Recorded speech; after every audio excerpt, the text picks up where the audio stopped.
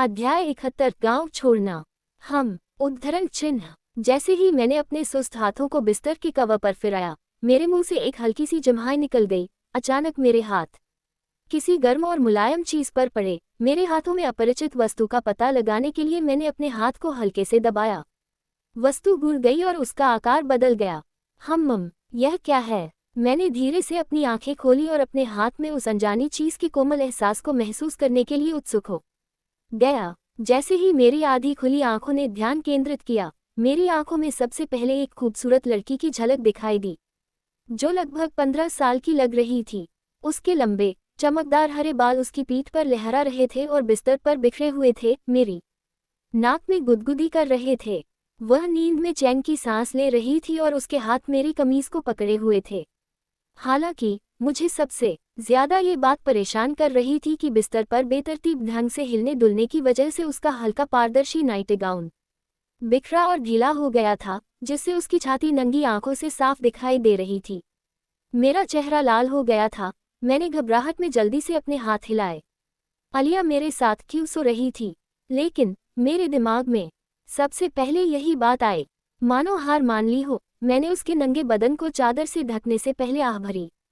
जब मैंने सोफे की तरफ देखा तो मुझे निकिता का चेहरा दिखाई दिया, जो एक गर्म कंबल में लिपटी हुई अभी भी गहरी नींद में सो रही थी। उसका व्यवहार बहुत ही सुंदर और सुरुचिपूर्ण था। काश कोई उसके जैसा बन पाता। फिर मैं उठा और लकड़ी का दरवाज़ा खोला। सो रहे दोनों लोगों को परेशान न करने के लिए मैंने पूरी कोशिश की कि दरवाज़ा धीरे से खोला जाए। हालांकि फिर भी एक हल्की चरमराहट सुनाई दे रही थी। जैसे ही मैं बाहर निकला, एक ठंडी हवा मेरी त्वचा से टकराए और मेरी रीढ़ में सिहरन दौड़ गई। मैंने जो कपड़े पहने थे वे हल्के थे, इसलिए मुझे ठंड का एहसास साफ हो रहा था। फिर भी मैं गांव के चौराहे की ओर बढ़ता रहा। अभी सुबह का समय था, इसलिए ज्यादा लोग बाहर नहीं थे और जो लोग बाहर थे वे सब खेतों में काम कर रहे किसान थे। फसलों पर अभी भी बारिश जारी है और शायद निकिता के गांव छोड़ने तक बारिश जारी रहेगी। हम आज देर से निकलेंगे, इसलिए उनके पास अभी भी काफी समय है।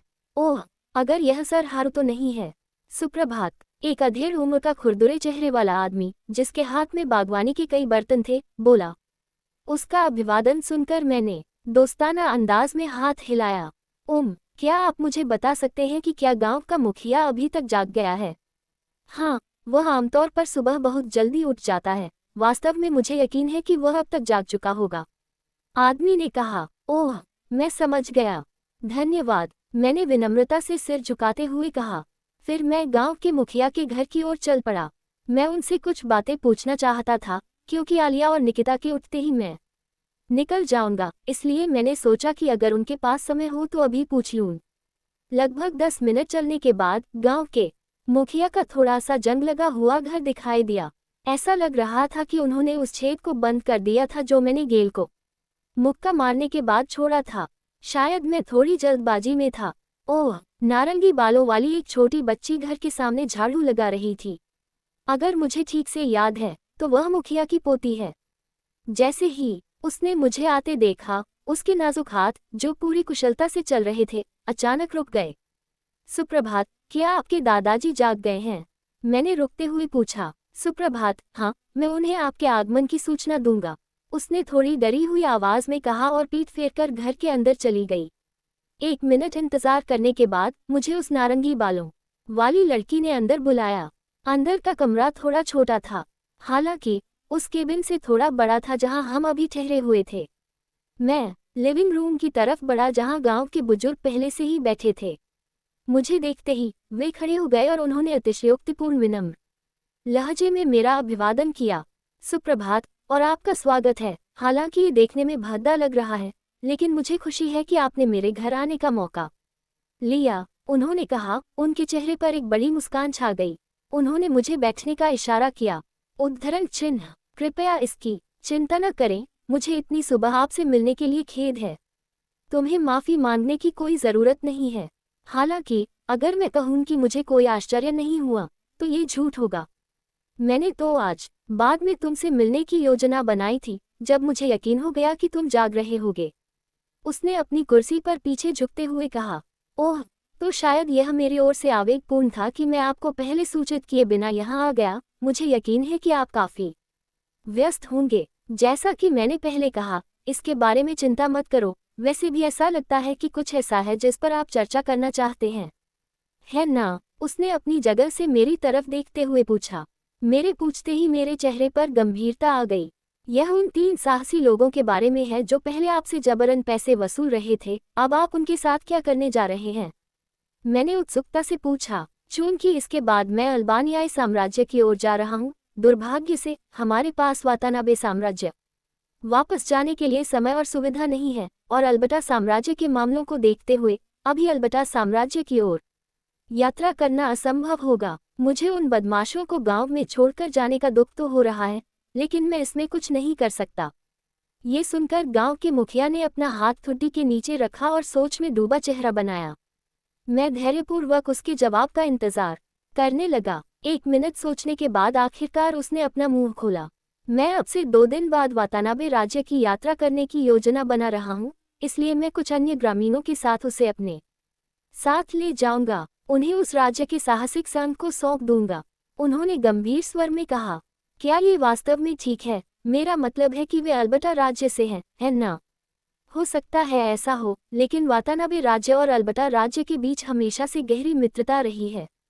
उद्धरण चिन्ह। उन्होंने विश्वासपूर्वक बताया। ओह, क्या यह ऐसा है? मैं हल्की सी आंखें चौड़ी कर लेता हूँ। मैंने राजकुमारी स्कारलेट से ऐसा कुछ नहीं सुना। हालांकि मुझे लगता है कि इतने कम समय में सब कुछ नहीं सीखा जा सकता। खैर, अगर ऐसा है तो मैं सब कुछ गांव के मुखिया पर ही छोड़ सकता हूँ। मैं समझता हूँ। उस स्थिति में तो मुझे लगता है कि मामला सुलझ गया है। एक और बात है जो मैं आपसे पूछना चाहता हूँ। हाँ, यह उस अंतरिक्ष गोले के बारे में है जो तुमने मुझे दिया था। क्या तुम इसके बारे में कुछ नहीं जानते? मैंने उत्सुकता से पूछा। कल रात आलिया ने उस गोले पर थोड़ी खोजबीन की थी। हालांकि उसे जो पता चला उसके अनुसार उसमें भारी मात्रा में अंतरिक्ष जादू समाया हुआ था। जिसने भी इसे बनाया होगा वह अंतरिक्ष जादू का कोई उस्ताद रहा होगा। आलिया गोले के अंदर जादुई शक्ति के प्रवाह को प्रभावित नहीं कर सकती थी। हालांकि वह उसमें प्रवाहित होने वाली जादुई शक्ति के सार का आसानी से विश्लेषण कर सकती थी। इसलिए ये तय किया गया कि वह एक ऐसा उपकरण बनाएगी जिसमें अंतरिक्ष जादू हो और एक ऐसी वस्तु बनाए जो वस्तुओं को एकांत स्थान में संग्रहित करे। मैं सचमुच इसका बेसब्री से इंतजार कर रहा हूँ। कम से कम तब मुझे हर समय इतना भारी बोझ तो नहीं उठाना पड़ेगा। हालांकि जिसने भी उस गोले पर जादू किया है वह शायद मुझे अंतरिक्ष जादू सिखा सके। मुझे थोड़ी उम्मीद थी कि गांव के मुखिया को कम से कम इतना तो पता होगा। फिर भी दुर्भाग्यवश मुझे नहीं पता। वह गोला मेरे परदादाओं की पीढ़ियों से आया है। यह मेरे पिता द्वारा मुझे दिया गया था, लेकिन मुझे इसकी उत्पत्ति के बारे में कोई जानकारी नहीं दी गई। उसने सिर हिलाते हुए कहा, देखो, मैं थोड़ा निराश था। हालांकि मेरी उम्मीदें शुरू से ही कम थी, इसलिए मैं आसानी से उबर गया। भले ही अभी कोई रास्ता न मिले, पर किसी दिन जरूर ढूंढ लूंगा। मैं अभी उम्मीद नहीं छोड़ सकता। इसी के साथ मैंने खुद को संभाला और अपने पैरों पर खड़ा हो गया। मैं आपसे बस इतना ही पूछना चाहता था। एक बार फिर आपका समय लेने के लिए क्षमा चाहता हूँ। मैंने एक बार फिर सिर झुकाते हुए कहा। ये कहकर मैं चीफ के घर से निकलकर वापस केबिन की ओर चल पड़ा। जब मैं केबिन में वापस पहुंचा तो आलिया और निकिता की आकृतियों ने मेरा स्वागत किया। सुप्रभात, मुझे आश्चर्य है कि आप इतनी जल्दी उठ गए, गुरुजी। निकिता, जो सोफे पर पालथी मारकर बैठी थी, बोली। उसने पूरी तरह से अपने सामान्य कपड़े पहन रखे थे। आलिया ने एक चमकदार नीली पोशाक पहन रखी थी जो उसके घुटनों से ऊपर तक पहुंच रही थी। ऐसा लगता है कि वह मेरे लौटने का इंतजार कर रही थी। हमारा सामान पहले से ही पैक करके कमरे के कोने में रखा हुआ था। हाँ, सुप्रभात। मुझे इतनी जल्दी यह सब करने के लिए खेद है, लेकिन मैं जल्द से जल्द निकलना चाहता हूँ। क्या ये ठीक है? बिल्कुल, हाँ। कृपया इसकी चिंता मत करो। उद्धरण चिन्ह। उन दोनों ने उत्तर दिया। वैसे तुम कहाँ गए थे? आलिया ने उत्सुकता से अपना सिर झुकाते हुए पूछा। मैं तो बस गांव के मुखिया को हमारे जाने की योजना के बारे में बताने गया था, और यह भी कि उन तीनों के बारे में क्या किया जाना चाहिए। अच्छा, ऐसा है। ये कहते हुए मैंने तुरंत अपना काला कोट पहन लिया, जिसके किनारे की धारियां चमक उठी और मेरा मन सोख लिया और बिजली की चिंगारी छोड़ी। फिर मैंने अपनी म्यान वाली तलवार कमर पर रख ली। ये जाने का समय है। उद्धरण चिन्ह। मैंने लकड़ी का दरवाजा खोलते हुए घोषणा की। गांव वालों को हमारे जाने की सूचना मिल गई थी। अब हम गांव के प्रवेश द्वार पर खड़े थे। एक बार फिर पूरे गांव की ओर से मैं आपको हमारे लिए किए गए सभी कार्यों के लिए धन्यवाद देता हूँ। गांव के मुखिया ने अपना सिर नीचा करते हुए कहा, कृपया इसका जिक्र मत कीजिए, आपको वहां मौजूद महिला एलिस का धन्यवाद करना चाहिए। आखिरकार उन्होंने ही हमसे आपके गांव की मदद करने का अनुरोध किया था। मैंने गांव के मुखिया के पीछे खड़ी एलिस की तरफ देखते हुए कहा।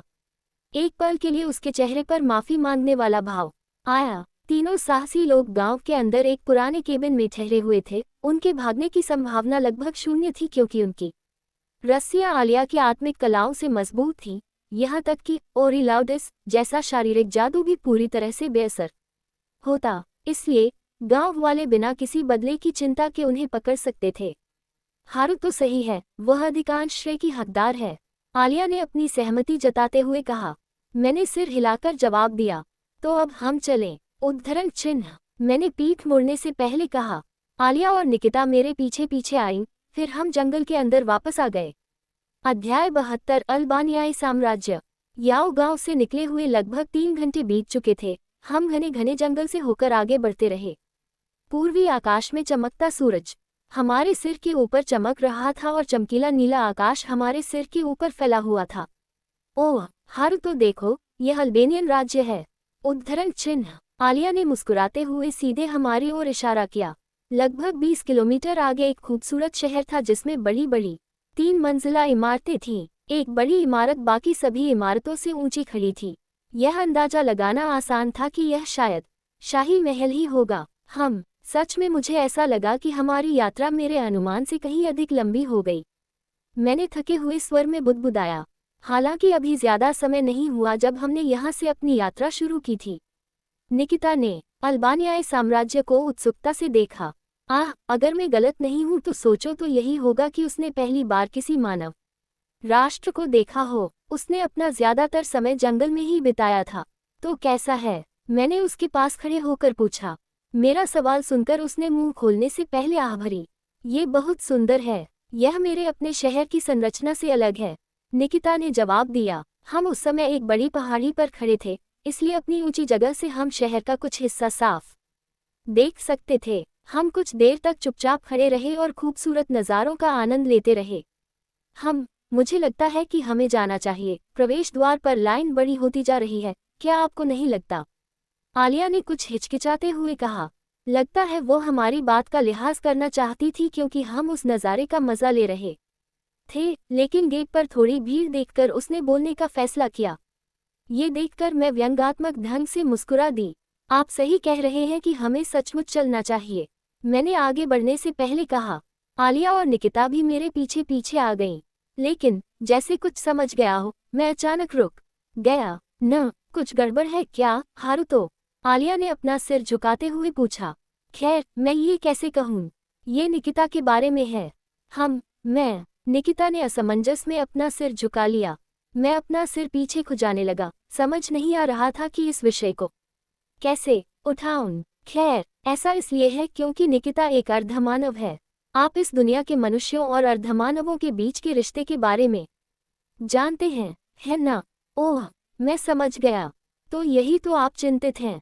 खैर, आप सही कह रहे हैं, हमारी जातियों के बीच संबंध अच्छे नहीं हैं, बल्कि सबसे बुरे हैं। लेकिन मुझे व्यक्तिगत रूप से इसकी परवाह नहीं है, इसलिए चिंता मत कीजिए। उद्धरण चिन्ह। उसने शांतिपूर्वक कहा। तुम्हें इसकी परवाह नहीं है, क्या ये कुछ ज्यादा ही उदासीनता नहीं है? मैंने कुछ अविश्वास से पूछा। मेरी आंखें आश्चर्य से चौड़ी हो गईं। आलिया भी निकिता को ऐसे देख रही थी मानो उसने कुछ अजीब सुना हो। आमतौर पर उस नस्ल के प्रति नफरत होना स्वाभाविक है जो आपकी ही प्रजाति के प्रति दुश्मनी रखती हो। और इंसान तो अर्धमानवों को भी गुलाम बना लेते हैं। ऐसा लगता है जैसे मैंने कहा कि मुझे ऐसी चीजों की परवाह नहीं है। आखिरकार अर्धमानवों ने भी तो इंसानों के साथ भयानक काम किए थे, है ना? ये कहना गलत होगा कि मुझे इंसानों से कोई नफरत या घृणा नहीं है, लेकिन ये संघर्ष 300 साल पहले उस दौर में हुआ था जब मैं पैदा नहीं हुआ था। मैं ऐसे संघर्ष पर अपना समय बर्बाद नहीं करने वाला जिसे मैं पूरी तरह से नहीं समझता, उसने बहुत ही सरलता से समझाया। उसके शब्द इतने बेरुखे थे कि मैं उसे घूरे बिना नहीं रह सका। इसके विपरीत आलिया जहां खड़ी थी वहीं से फुफुफु कर रही थी। ये लड़की दिलचस्प है, उसकी भिन्नता सतह पर बेरहम लग सकती है, लेकिन इस तरह की मानसिकता रखना वास्तव में अद्भुत है। उद्धरण चिन्ह। आलिया ने निकिता को नए सम्मान से देखते हुए कहा। आलिया की निगाहों के दबाव से निकिता का माथा झुक गया। मैं समझ गया, तो फिर अगर आपको कोई आपत्ति न हो तो क्या हम चलें? मैंने उन दोनों की ओर मुस्कुराते हुए पूछा। हाँ, दोनों ने उत्साह से जवाब दिया। फिर हम गेट के प्रवेश द्वार पर लगी लंबी क्षैतिज रेखा की ओर बढ़े। दुनिया भर से लोग दूर दूर से यहाँ आने के लिए आए थे। हालांकि अल्बानियाई साम्राज्य कोई बड़ा देश नहीं था, लेकिन वह एक प्रसिद्ध देश था। मैं ये देखने के लिए उत्सुक था कि अंदर का नज़ारा कैसा है।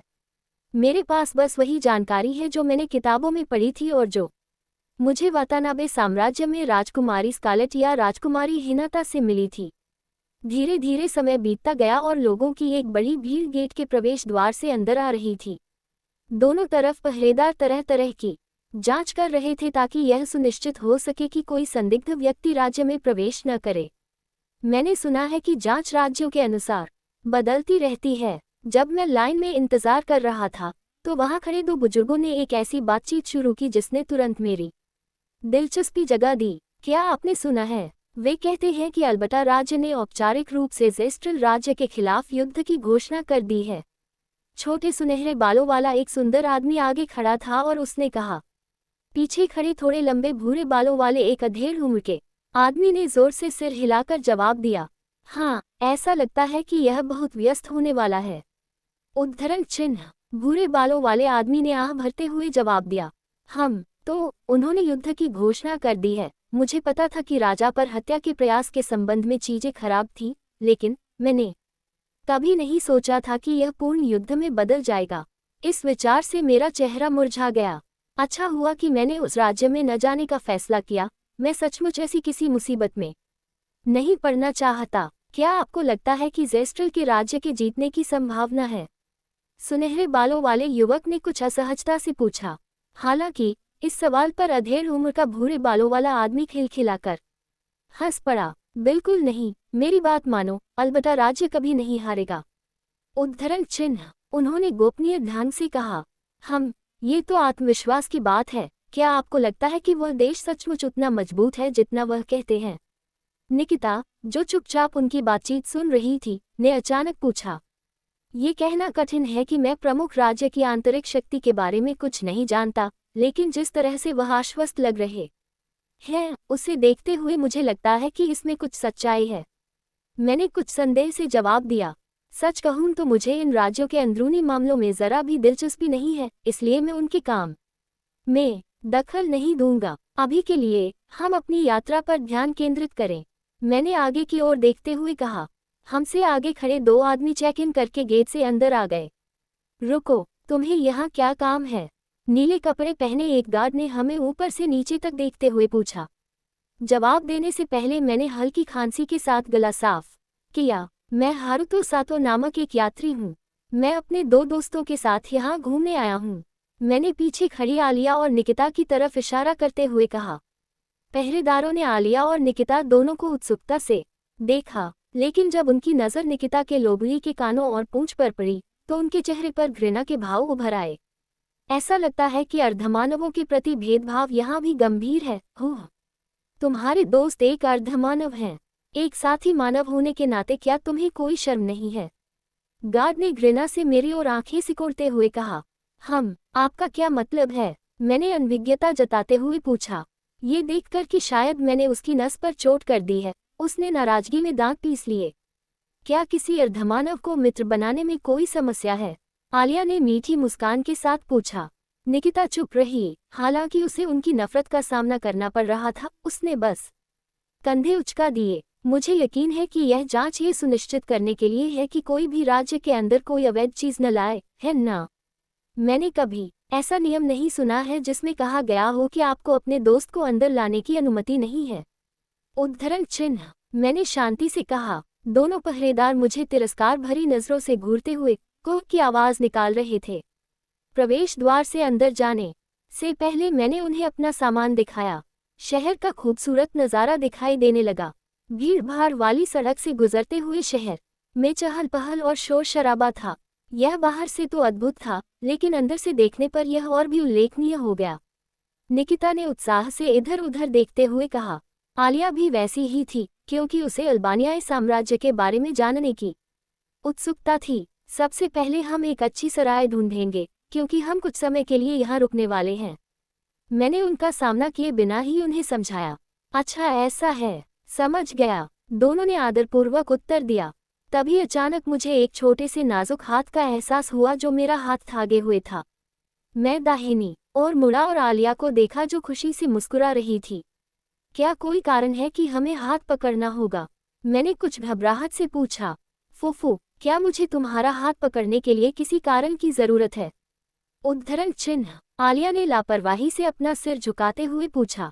ये देखकर मैं सीधा आगे की ओर मुड़ गया, लेकिन कोई जवाब नहीं दे पाया। आलिया को अपनी पकड़ मजबूत करते देख उसके आड़ू जैसे होठों पर एक प्यारी सी मुस्कान उभर आई। आह, क्या तुम दोनों मेरी उपस्थिति को अनदेखा करते हुए एक जोड़े की तरह सहज व्यवहार करना बंद कर सकते हो? निकिता, जो मेरे बाईं ओर चल रही थी, ने अप्रसन्न स्वर में कहा। ओह, अगर तुम चाहो तो हारुतो के साथ भी एक जोड़े की तरह व्यवहार कर सकते हो, तुम्हें पता है। आलिया ने निकिता के चेहरे पर नजर डालते हुए कहा। आलिया की बात सुनकर निकिता के गोरे गाल लाल हो गए और उसके लोमड़ी जैसे कान हल्के से फड़कने लगे। तुम अचानक क्या कह रहे हो? निकिता ने कहा। मुझे समझ नहीं आ रहा कि तुम इतना ज्यादा क्यों प्रतिक्रिया दे रहे हो। एक दूसरे का हाथ पकड़कर कपल की तरह बर्ताव करना कोई अजीब बात नहीं है, समझ रहे हो? आलिया ने स्पष्ट रूप से कहा। कुह। निकिता का चेहरा शर्म से झुक गया। अचानक मुझे लगा कि निकितास का हाथ मेरे बाएं हाथ को थामे हुए है। इस अचानक हरकत ने मुझे चौंका दिया और मैं सोच में पड़कर उसकी तरफ देखने लगी। हालांकि उसने नजरें मिलाने से इनकार करते हुए अपना चेहरा दूसरी तरफ कर लिया। मेरे होंठ ऊपर की ओर एक हल्की सी मुस्कान में बदल गए। हम किसी सराय की तलाश में चहल पहल भरी गलियों से गुजरते रहे। 2 घंटे चलने के बाद हम आखिरकार एक इमारत के पास पहुंचे जिस पर सराय लिखा था। हम चुपचाप अंदर चले गए। अध्याय 73 गिल्ड। सराय के अंदर पहुंचते ही हमारी नज़र एक खूबसूरत कमरे पर पड़ी जो तरह तरह के साज सामान से सजा हुआ था। मैंने देखा कि अंदर कुछ ही लोग बैठे थे। अंदर जाते ही हम तुरंत रिसेप्शनिस्ट की तरफ बढ़े। लकड़ी के काउंटर के पीछे एक खूबसूरत महिला खड़ी थी, जिसकी उम्र लगभग 25 से लेकर 20 के बीच लग रही थी। उसके कमर तक लंबे नीले बाल थे, सुडौल चेहरा, छोटी तराशी हुई नाक और गोल भौहें थीं। उसकी त्वचा दूधिया गोरी थी और उसका शरीर सुडौल था। शुभ दोपहर। क्या आप मुझे बता सकते हैं कि यहाँ आराम करने का कितना खर्च आएगा? मैंने एक मिलनसार मुस्कान के साथ पूछा। मेरा सवाल सुनकर उस महिला ने जवाब देने से पहले सिर झुकाया। यहाँ एक रात रुकने के लिए आपको 3 चांदी के सिक्के देने होंगे, उसने समझाया। मैं समझ गया। मैं एक रात से अधिक समय तक रुकना चाहता हूँ, इसलिए मैं एक स्वर्ण मुद्रा का भुगतान क्यों न करूँ। मैंने वातानाबे के शाही परिवार से यात्रा व्यय के रूप में मिला एक छोटा सा थैला निकालने से पहले कहा। थैला अभी भी सिक्कों से भरा हुआ था। बता दे कि तांबे का सिक्का इस दुनिया का सबसे सस्ता सिक्का है। चांदी का एक सिक्का 10 तांबे के सिक्के के बराबर होता है, जबकि सोने का एक सिक्का 20 तांबे के सिक्के के बराबर होता है। जबकि प्लेटिनम का एक सिक्का 50 तांबे के सिक्के के बराबर होता है। मैं जो रकम देने को तैयार हूँ, उसे देखकर महिला की आंखें चौड़ी हो जाती हैं। क्या एक बड़ा कमरा होगा? ठीक है, उसने मुझसे थोड़ी दूरी पर खड़ी आलिया और निकिता की तरफ देखते हुए पूछा। उसका अचानक सवाल सुनकर मैं पल भर के लिए वहीं जम गई। मैं आसानी से अंदाजा लगा सकती थी कि वह अंदर क्या सोच रही होगी, लेकिन मेरी भौहें तन गई और मेरी मुस्कान फीकी पड़ गई। आलिया इस सुझाव से सहमत दिखती है, जबकि निकिता इससे असहज दिखती है। 2 कमरे पर्याप्त नहीं होंगे। उद्धरण चिन्ह। मैंने जवाब दिया। मैं सच में नहीं चाहती कि सुबह उठते ही मुझे कोई और सरप्राइज मिले। रिसेप्शनिस्ट मेरे जवाब से थोड़ी हैरान हुई। मैं बस कंधे उचकाकर जवाब दे पाई, क्योंकि आलिया के लिए उसने नाराजगी से अपने होंठ फुला लिए थे। क्या मैं तुम्हें अभी तुम्हारे कमरे दिखा दूं? उसने पूछा। नहीं, मैं वास्तव में आपसे कुछ पूछना चाहता था। हाँ, क्या बात है? उसने अपना सिर झुकाते हुए पूछा। देखिए, हम इस शहर में नए हैं, इसलिए मैं जानना चाहता था कि क्या पर्यटकों के लिए कोई गाइड बुक है। मैंने उम्मीद से पूछा। मेरा सवाल सुनकर उस महिला का चेहरा तुरंत खिल उठा और वह लकड़ी के काउंटर के पीछे गई और एक सपाट किताब निकाली। यहाँ आओ युवा, तुम्हें जो कुछ भी जानना है वह सब लिखा है। उद्धरण चिन्ह, उसने समझाया। मैं देखता हूँ, आपको धन्यवाद। मैंने किताब स्वीकार करते हुए कहा। इससे तो इधर उधर घूमना आसान हो जाएगा। हम तुरंत वहां से निकलकर सड़कों पर आ गए। दुकानें और स्टॉल लग चुके थे और सड़कें अभी भी हर जगह से आए लोगों से गुलजार थीं। निकिता की नाक बार बार सिकुड़ रही थी। हवा नमकीन है, उसने गाइडबुक को देखते हुए कहा। हाँ, अल्बानियाई साम्राज्य समुद्र से घिरा हुआ है, इसीलिए यहाँ मछलियाँ प्रचुर मात्रा में हैं। उद्धरण चिन्ह, मैंने जवाब दिया। यह कोई आश्चर्य की बात नहीं है कि अल्बानियाई साम्राज्य आसपास के अन्य साम्राज्यों की तुलना में समुद्री भोजन की खेती बहुत ज्यादा करता है। ओह, क्या हम कुछ खाना खाने के लिए रोक सकते हैं? आलिया ने पूछा। उसका मुंह उत्सुकता से खुला हुआ था। हाँ, यह अच्छा लगता है, लेकिन चलो ये काम बाद में करते हैं। अभी हमें एडवेंचर गिल्ड में नामांकन कर लेना चाहिए, मैंने मुस्कुराते हुए कहा। मेरा सुझाव सुनकर आलिया ने अपना सिर झुका लिया। Adventure guild? क्यों? मुझे लगा कि चीजें ज्यादा दिलचस्प होंगी और गिल्ड का समर्थन मिलने से हमें मदद मिलेगी। हालांकि हम सिर्फ रोमांच पर ही ध्यान केंद्रित नहीं करने वाले हैं। उद्धरण चिन्ह, मैंने समझाया। आलिया कुछ संशय में लग रही थी, जबकि निकिता इसके खिलाफ नहीं दिख रही थी। गाइडबुक की मदद से हम आसानी से 10 मिनट से भी कम समय में एडवेंचर गिल्ड पहुंच गए। हमारी आंखों के सामने एक बड़ी इमारत थी जिस पर एडवेंचर गिल्ड लिखा था। मैंने दरवाज़ा खोला और हम अंदर पहुंच गए। जैसे ही हम अंदर पहुंचे, सबकी नज़रें हमारी तरफ उठ गईं। मेरा शरीर उन लोगों की नज़रों से कांप उठा। हालांकि मैंने उन्हें नज़रअंदाज करना ही बेहतर समझा। ज्यादातर लोग आलिया को घूर रहे थे, जिसके चेहरे पर गर्व भरी मुस्कान थी। निकिता की बात करें तो उसने इन सब लोगों की नज़रों को ऐसे नज़रअंदाज कर दिया जैसे ये कोई मामूली बात हो। उन दोनों की मौजूदगी ऐसी थी कि उसे नज़रअंदाज नहीं किया जा सकता। हे, लगता है यहाँ कुछ नए लोग हैं। उनके वरिष्ठ होने के नाते मुझे लगता है कि मुझे उन्हें सब कुछ सिखाना चाहिए। उद्धरण चिन्ह, मुझे उस बच्चे की परवाह नहीं है। क्या आप उन लड़कियों में से एक को मेरे लिए बचा सकते हैं? ऐसी आवाज़ें इधर उधर सुनी जा सकती हैं।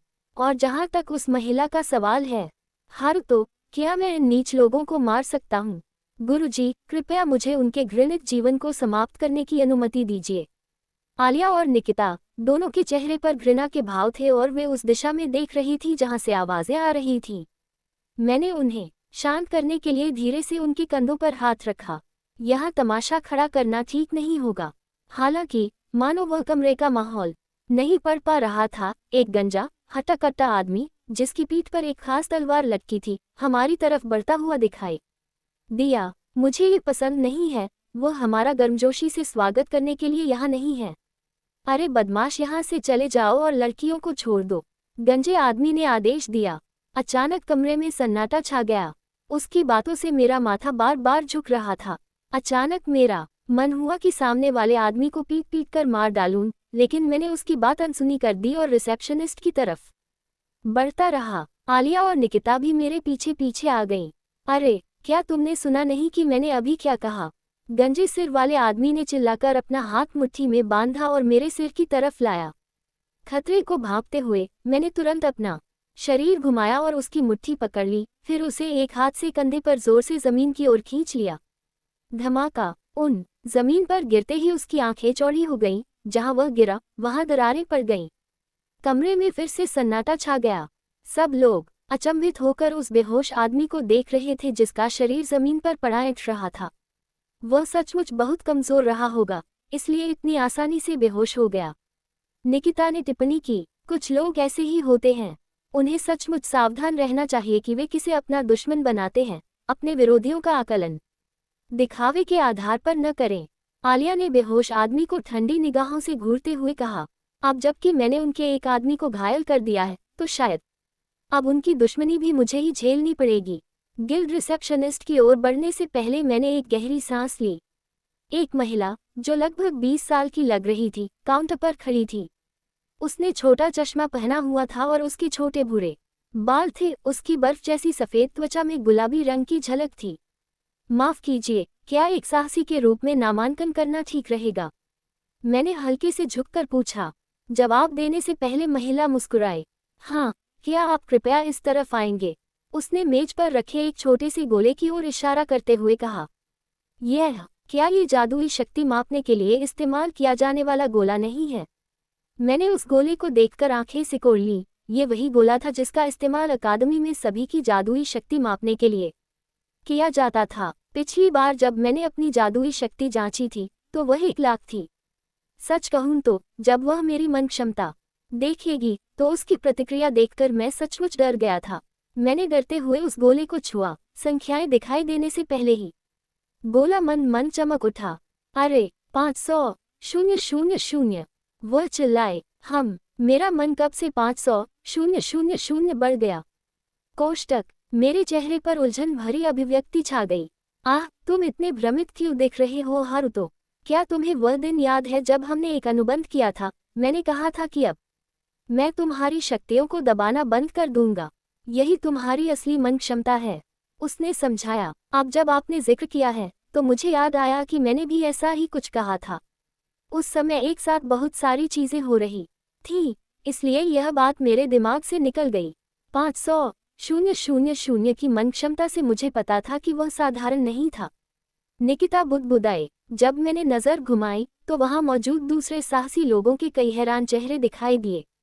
मैंने अपनी कनपटी पर ऐसे हाथ फेरा जैसे सिरदर्द हो रहा हो। इसके बाद आलिया की बारी आई।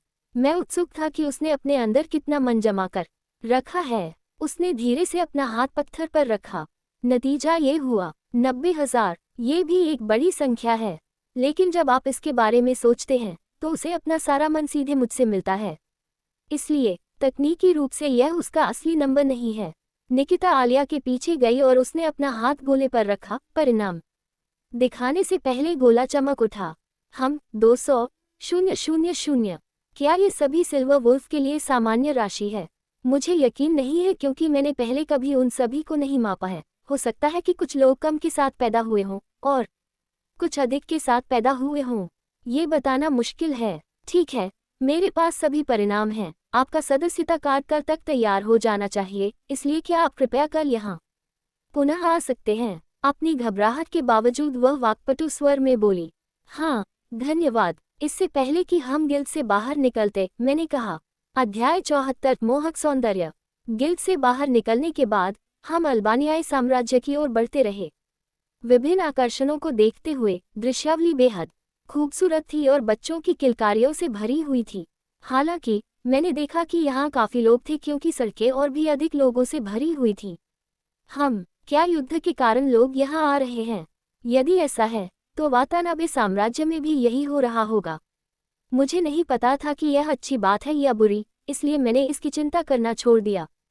इसके बजाय मैंने शहर के सुहावने माहौल का आनंद लिया। हम तरह तरह के स्टॉल पर गए और पार्क की खूबसूरती को निहारा और सूरज ढलने लगा। गुर्राना, किसी के पेट की गुर्राहट की आवाज गूंजी। मैंने अपना सिर आलिया की तरफ घुमाया जो अपना पेट पकड़े हुए थी। ये देखकर मेरा चेहरा उलझन से विकृत हो गया, ये सोचकर कि आत्माओं को बिना भोजन के जीने में कोई दिक्कत नहीं होनी चाहिए। हाँ, मुझे लगता है अब हमें किसी रेस्तरां की तलाश करनी चाहिए, मैंने आधे गुस्से से कहा। निकिता का चेहरा एकदम से खिल उठा और उसने सिर हिलाया। रेस्टोरेंट का जिक्र आते ही उसकी चांदी जैसी पूंछें खुशी से हिलने लगी। मैंने जल्दी से गाइड बुक निकाली और पन्ने पलटने शुरू कर दिए। जैसे ही मेरी नज़र खाने वाले सेक्शन पर पड़ी, मेरे होठों पर मुस्कान आ गई। मेरे पीछे आओ, यहाँ आसपास एक अच्छा रेस्तरां है, मैंने एक खास दिशा में चलते हुए कहा। आलिया और निकिता भी तेजी से मेरे पीछे पीछे चल दी। तभी अचानक निकिता की नाक फड़की और उसने तुरंत दूर की ओर देखा। क्या हुआ? मैंने उलझन में पूछा। मुझे भीड़ में कुछ परिचित गंध मिल रही है। उद्धरण चिन्ह, निकिता ने बताया। आलिया ने भी गंभीर चेहरे से सिर हिलाया। ये संभवतः गिल्ड के उन साहसी लोगों का काम है। मुझे लग रहा था कि वे रास्ते में कुछ करने की कोशिश करेंगे, लेकिन क्या वे इसे कम स्पष्ट कर सकते हैं? मैं यहाँ से भी उनकी हत्या करने की गंशा को महसूस कर सकता हूँ, आलिया ने आह भरते हुए कहा। देखो, मुझे नहीं लगा था कि वे इतने खुलेआम कुछ करने की कोशिश करेंगे, इसलिए मैंने पूरे समय अपनी सतर्कता बनाए रखी। मुझे सचमुच ज्यादा सावधान रहना चाहिए था। मैंने अपनी जादुई शक्ति को 20 किलोमीटर के दायरे में वायुमंडल में फैला दिया। फिर मैंने जादुई शक्ति का इस्तेमाल करके उन लोगों का पता लगाया जो हम पर जासूसी कर रहे थे। मेरी आंखें धुंधली हो गईं। तभी अचानक मुझे 3 ऐसे लोग दिखाई दिए जिनकी मनस्थिति बहुत ज्यादा थी। शायद वही लोग थे जो हम पर जासूसी कर रहे थे। फिर मैंने अपनी आंखें खोलीं। वे हमारे वर्तमान स्थान से केवल कुछ ब्लॉक दूर हैं। मैं उनमें से केवल 3 को ही देख पाया। उद्धरण चिन्ह। मैंने समझाया। मैं समझ गया। तो क्या आप चाहते हैं कि मैं उन्हें मार डालूं? आलिया ने गंभीर होते हुए पूछा। उसका क्रूर जवाब सुनकर मेरी भौहें कुछ बार तनी। फिर मैं मुस्कुराकर बोली, क्या आपको नहीं लगता कि इस तरह की कार्रवाई बहुत क्रूर है? इसके अलावा हो सकता है कि अन्य लोग भी कार्रवाई करने की प्रतीक्षा कर रहे हों। देखते हैं, मैंने विनम्र मुस्कान के साथ कहा। हारुतो, तुम जानते हो कि तुम्हारा तरीका तुम्हारे भले के लिए बहुत दयालु है। कभी कभी दुश्मनों को जितनी जल्दी हो सके मार देना बेहतर होता है, ताकि यह सुनिश्चित हो सके कि वे समूह बनाकर तुम्हें फंसा न सकें। आलिया की बातें सुनकर मैं भौहें चढ़ाने से खुद को नहीं रोक पाया। बेशक मुझे इस बात का एहसास है, लेकिन अगर बिना खून खराबे की चीजें खत्म करने का कोई मौका मिले तो मैं उस रास्ते पर चलने को तैयार हूँ। नहीं, इस वक्त इसके बारे में सोचने का कोई फायदा नहीं है। उन लोगों के लिए जिन्होंने अपनी पूरी जिंदगी यहाँ एक ऐसी दुनिया में बिताई है जहाँ जान लेना आसान है और कभी भी युद्ध छिड़ सकता है। जाहिर है उनकी विचारधारा मेरी विचारधारा से अलग होगी, जो हमेशा अपनी पिछली दुनिया में किसी भी तरह की हिंसा से बचने की कोशिश करती रही है। शायद घर पर कोई मुझे बेहतर समझ सकेगा। घर वापस जाने के बारे में सोचते ही मेरे मुंह से एक उदास आह निकल जाती है। मानो मैं क्या सोच रहा था इसका अंदाजा लगाते हुए आलिया ने बात बदल दी है ना। खैर चलो, यहाँ ज्यादा समय बर्बाद नहीं करते। हारुतो, तुमने एक अच्छे रेस्टोरेंट के बारे में कुछ कहा था। आलिया ने एक चमकदार मुस्कान के साथ कहा। निकिता ने भी ऐसा ही किया और उसके चेहरे पर अब तक की सबसे चमकदार मुस्कान आ गई। ओह ठीक है, हमें जाना चाहिए। उद्धरण चिन्ह। रेस्टोरेंट की तरफ बढ़ते हुए मैंने कहा। लगभग 10 मिनट चलने के बाद हम रेस्टोरेंट के प्रवेश द्वार के सामने रुके। सूट और टाई पहने सुनहरे बालों वाला एक अधेड़ उम्र का आदमी, जो काफी स्टाइलिश लग रहा था, प्रवेश द्वार पर खड़ा था। शुभ दोपहर सर, कृपया इस तरफ आइए। निकिता के लोमड़ी जैसे कान और पूंछ देखकर वह रुक गया और फिर बोला। बोलते बोलते उसकी आंखें ठंडी हो गईं। माफ कीजिए, इस रेस्तरां में पालतू जानवरों को आने की अनुमति नहीं है। आप क्या बात कर रहे हैं? मुझे तो कोई पालतू जानवर नहीं दिख रहा। क्या आपको दिख रहा है? मैंने उत्सुकता से सिर हिलाते हुए पूछा। सुनहरे बालों वाले आदमी ने नाराजगी से अपनी भौहें सिकोड़ लीं। मैं उस महिला के बारे में बात कर रहा हूँ, जिसके कान और पूंछ इतने गंदे हैं कि अगर वह पालतू नहीं है तो फिर क्या है? निकिता की ओर इशारा करते हुए उसने कहा। निकिता की गोल भौं उसके अपमान से हल्की सी सिकुड़ गई। ऐसा लग रहा था जैसे वह अपने चेहरे पर एक दोस्ताना मुस्कान बनाए रखने की पूरी कोशिश कर रही थी, हालांकि उसकी मुस्कान बनावटी थी। हाय, हमारे पास तुम पर समय बर्बाद करने के लिए नहीं है। मुझे भूख लगी है, समझ रहे हो? मुझे नहीं लगता कि जब मैं भूखा हूँ तो तुम मुझे परेशान करना चाहोगे। खैर, अगर तुम मरना चाहते हो तो। आलिया ने कहा कि उसकी आवाज़ इतनी ठंडी हो गई थी कि किसी की भी रीढ़ में सिहरन दौड़ सकती थी। सुनहरे बालों वाला वह आदमी आलिया की धमकी का जवाब देना चाहता था, तभी मैं अपनी इंद्रियों को बढ़ाने के बाद भी उसका पीछा नहीं कर सका। उसके मुंह से एक हल्की सी कराह निकलती है। हवा की तरह आलिया का रूप अपनी जगह से गायब हो जाता है और फिर प्रकट होता है जब वह अपने पतले हाथ से उसकी गर्दन पकड़ लेती है। जैसा कि मैंने पहले कहा था, जब मैं भूखा हूं तो आप मुझे परेशान नहीं करना चाहेंगे, है ना? आलिया ने ये पूछा और उसके होठों पर एक विकृत मुस्कान उभर आई। हालांकि उसकी मुस्कान में कोई आकर्षण नहीं था, बल्कि वह डरावनी थी। सुनहरे बालों वाला वह आदमी बस कमजोरी से अपना सिर हिला सका। आलिया ने उसे जमीन पर गिरने दिया। सुनहरे बालों वाले उस आदमी की सांसों की आवाज दर्दनाक थी। वह पीला चेहरा लिए खड़ा हो गया। डर नाम की भावना उसके शरीर में गहराई तक समा गई थी और वह आलिया की तरफ देखने की भी हिम्मत नहीं जुटा पा रहा था। आप प्रवेश कर सकते हैं, उसने डरते हुए कहा। उसकी इजाजत से हम सब अंदर गए और जो तमाशा हुआ उसे देखने वालों की नजरें हम पर टिकी थीं। मैं वास्तव में माफी चाहता हूँ। प्रवेश द्वार पर उस सुनहरे बालों वाले आदमी के पास से गुजरते हुए मैंने फुसफुसाकर उससे कहा। रेस्टोरेंट का नज़ारा बेहद खूबसूरत था। जगह जगह कई कुर्सियां और मेजें लगी हुई थीं। महंगे कपड़े पहने कई लोगों के साथ फैंसी संगीत बजता हुआ सुनाई दे रहा था। हमने छत पर एक सीट चुनी जहां से रात के आसमान का नज़ारा दिख रहा था और हल्की हवा मेरे गालों को छू रही थी। ये जगह सचमुच शीर्ष श्रेणी की है न? निकिता ने प्रसन्नतापूर्वक कहा। मैं सहमत हूँ। मैं समझ सकता हूँ कि यह जगह इतनी लोकप्रिय क्यों है। उद्धरण चिन्ह। मैंने अपनी प्रशंसा व्यक्त करते हुए कहा। निकिता ने भी सिर हिलाकर सहमति जताई। क्या हम मेनू पर चर्चा करें? आलिया, जो मेरे दाहिनी ओर बैठी थी, ने ताज़ी हवा में सांस लेते हुए कहा। उसकी लंबी पोशाक हवा में लहरा रही थी। निकिता मेरे बाईं ओर बैठी थी, उसकी नज़रें उत्सुकता से इधर उधर घूम रही थी। किसी इंसानी रेस्टोरेंट में खाना खाना उसके लिए ज़रूर नया होगा। ये देखकर मैं हल्के से मुस्कुरा दी। मैंने मेन्यू पर नज़र दौड़ाई। स्टीम फिश, रोस्ट फिश और सलाद के साथ फिश सैंडविच उपलब्ध थे। बारबेक्यू चिकन फ्राइज और सेब का जूस भी। वहाँ और भी व्यंजन थे, हालांकि मैं उनमें से किसी से भी परिचित नहीं था। इसलिए मैंने अपने जाने पहचाने व्यंजन चुनने का फैसला किया। कुछ मिनट मेन्यू देखने के बाद हमने आखिरकार अपनी पसंद के व्यंजन चुन लिए। मैंने उबली हुई मछली और संतरे का जूस चुना, जबकि आलिया ने बारबेक्यू चिकन और सेब का जूस चुना। निकिता ने संतरे के जूस के साथ फिश सैंडविच और सलाद चुना। रेस्टोरेंट का माहौल खुशनुमा था, जिससे हम अपने खाने का आनंद ले पाए और जाने से पहले हमने कई तरह की बातें की।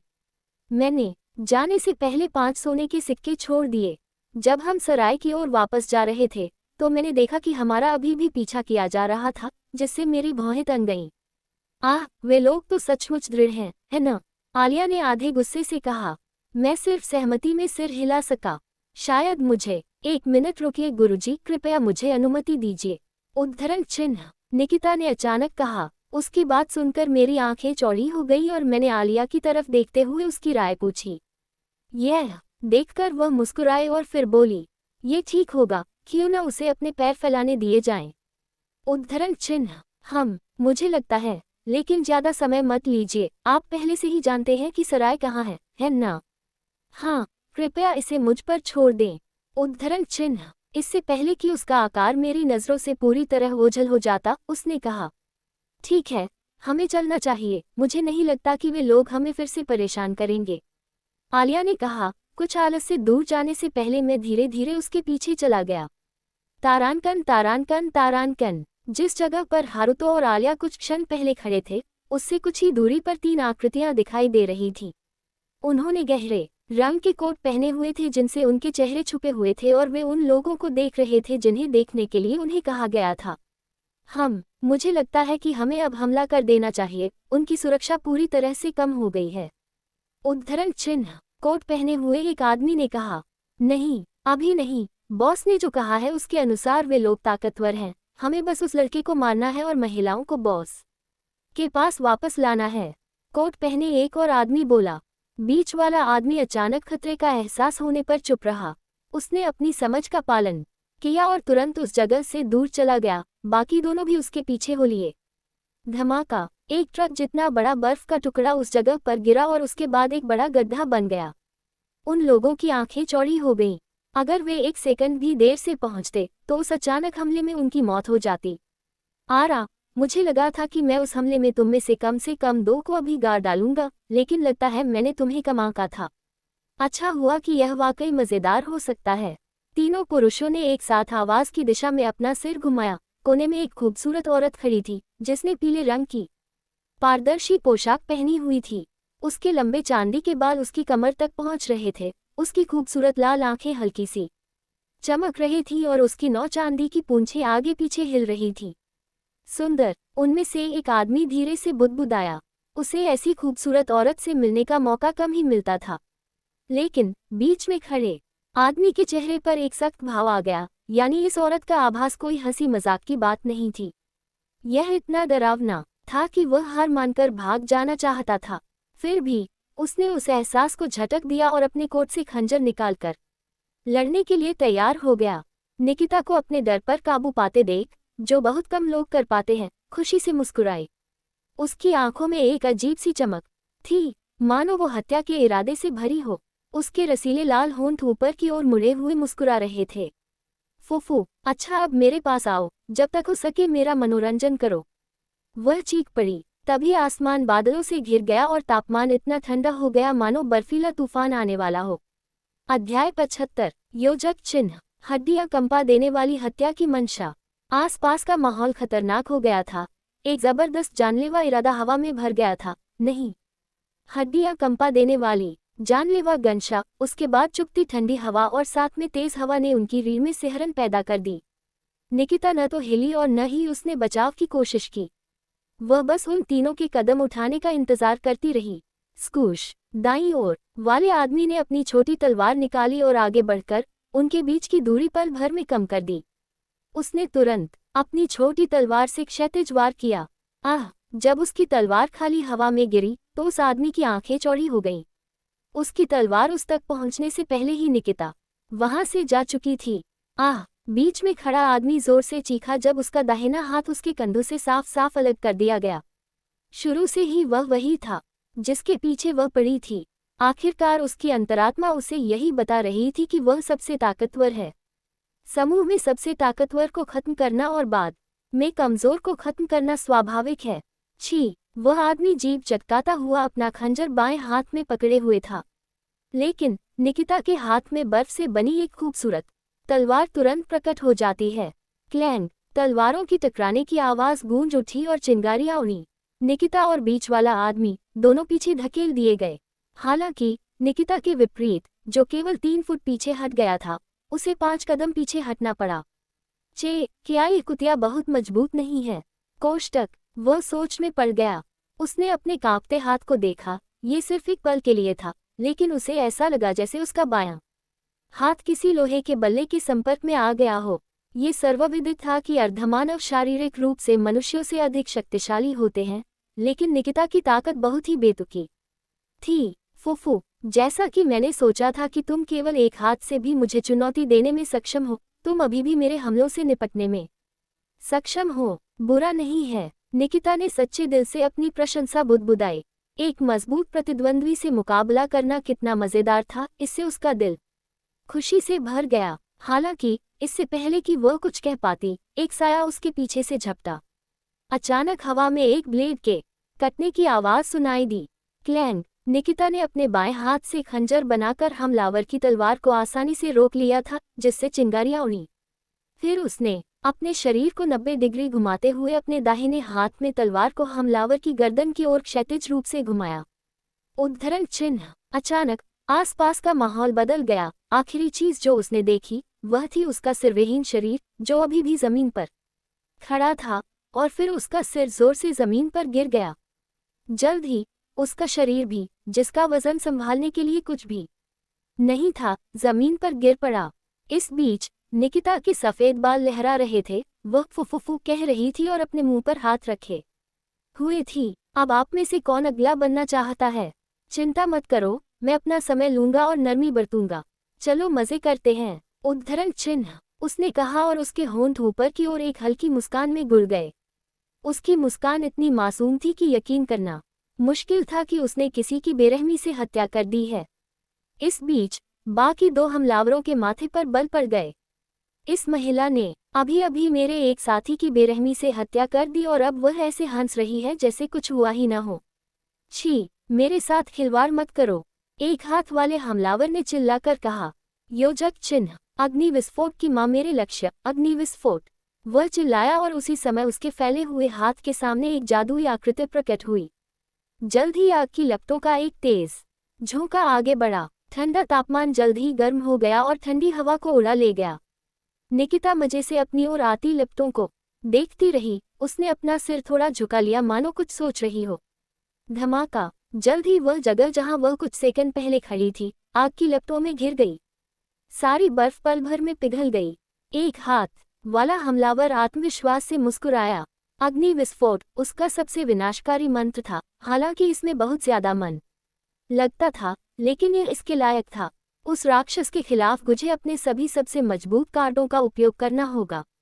उसने आह भरते हुए कहा। हालांकि यह अफसोस की बात थी कि वह उसे बॉस के पास वापस लाने का अपना मिशन पूरा नहीं कर सका।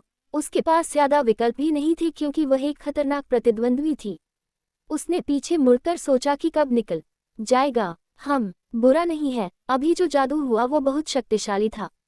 अगर मेरे पास ये अवरोध न होता तो मुझे यकीन है कि मैं हार जाता। उद्धरण चिन्ह। निकिता ने कुछ कड़वाहट से कहा। एक हाथ वाला हमलावर वहीं ठिठक गया और पलट गया। जब उसने निकिता को बिना किसी चोट के उसी जगह पर पहले की तरह स्थिर खड़ा देखा तो उसकी आंखें चौड़ी हो गई। चांदी के चांद की रोशनी में उसके चमकीले चांदी जैसे बाल चमक रहे थे। उसकी खूबसूरत पोशाक सीधी थी और न तो फटी हुई थी और न ही बिखरी हुई। उसकी खूबसूरत बर्फ जैसी सफेद त्वचा पर जलने या चोट का कोई निशान नहीं था।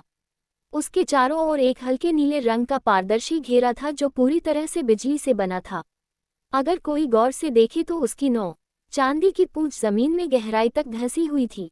निकिता उस जादू के पीछे छिपी शक्ति से बहुत हैरान थी। सच में उसे बहुत डर लग रहा था। वह बर्फ की ढाल बनाने वाली थी, लेकिन जब उसे एहसास हुआ कि इतनी गर्मी में उसकी बर्फ बेकार होगी तो उसने पल भर में ही यह फैसला छोड़ दिया। मुझे लगता है कि अब मुझे पूरी ताकत लगा देनी चाहिए। एक ही हाथ होने के बावजूद मेरी सहज प्रवृत्ति मुझे खतरे की चेतावनी देती रहती है। निकिता ने भौहें चढ़ाकर सोचा।